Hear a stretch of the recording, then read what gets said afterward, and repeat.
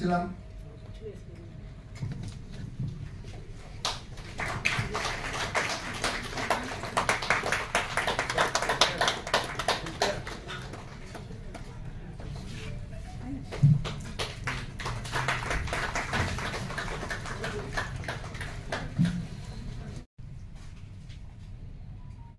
Thank the members of এরপর আমি doctor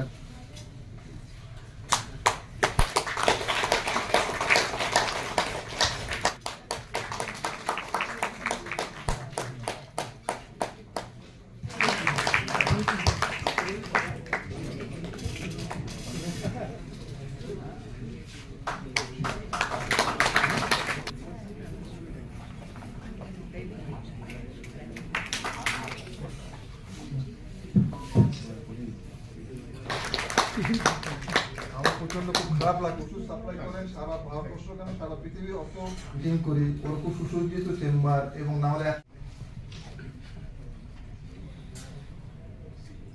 আমরা আজকে সভার হোমিওপ্যাথি একটা নির্দিষ্ট জায়গা আছে। হোমিওপ্যাথি অ্যালোপ্যাথি বিরোধ কিছু নেই। আমাদের সবারই যে একই উদ্দেশ্য, মানুষের সেবা করা। মানুষের অসুখ বিসুখ হয়, সেই সেবা করা, তাদের অসুখ বিসুখ যাতে না হয় সেভাবে সাহায্য করা, পাবলিকের সামগ্রিকভাবে স্বাস্থ্যকে এফেক্ট করে যে সমস্ত ঘটনা সেখানে হেল্প করা। এবং যেহেতু এটা একটা প্রফেশন, এক সময় অন্য অনেক কাজের সময় একটু ডাক্তারি করা যেত।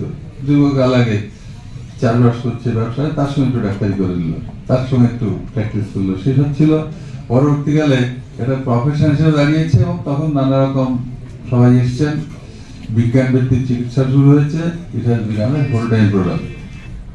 সেই থেকে আজকে আমরা জানি যে হোমিওপ্যাথি রিকগনাইজ স্বীকৃত হয়েছে সরকারের দ্বারা।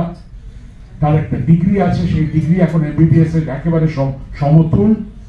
এবং তার জন্য আমাদের সমাজে, মানে আমি সল্টলেকে থাকি, সেখানে যে হোমিওপ্যাথি হসপিটালটা আছে, প্রায় প্রতিদিন, মানে ওর যিনি অধ্যক্ষ, তার সঙ্গে কয়েকদিন কথা হচ্ছিল একটা মিটিংয়ে, তিনি বললেন প্রায় 12 থেকে 15,000 লোক প্রতিদিন নাকি আসে দেখাতে।